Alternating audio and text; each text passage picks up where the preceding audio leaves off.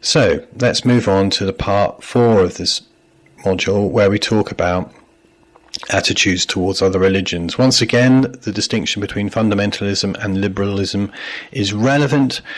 You'll remember that fundamentalists are very keen to convert all other people into Christianity, and that in the past they've gone on what they call missionary work. They've travelled to all parts of the world to convert the heathen.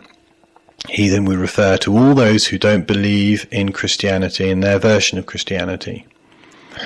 And that they believed that any of these heathen who carried on not believing in Christianity would be damned as a heretic to go to hell.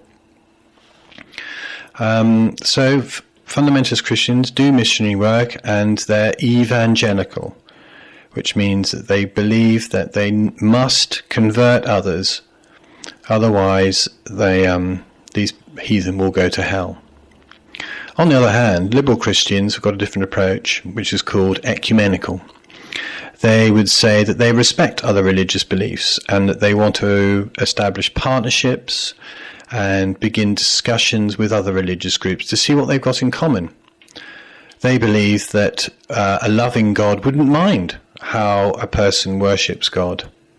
The most important thing would be that they worship God at all. So there we are. We've got the evangelical approach versus the ecumenical approach. And the final part in this module is to do with forgiveness and reconciliation. You remember that reconciliation is making up with someone once you've fallen out. This is all really to do with love and Christian concepts about love. Love is probably the most central thing to Christianity. It comes in a whole variety of forms. You'll remember agape is a type of love where people should be showing patience, they should be kind, they should never give up, they shouldn't be rude, they shouldn't be looking out for themselves and selfish, they shouldn't be easily angered, they should be trusting and hopeful, and so on. And in that context, people will be forgiving and they will try and make up with each other even when they've fallen out. Loving your neighbour is another really important concept. So you love everyone regardless of what racial background or religious background they belong to. Love people like God does means that God loves everyone, and that if Christians behave in that way, they will be able to promote reconciliation and forgiveness.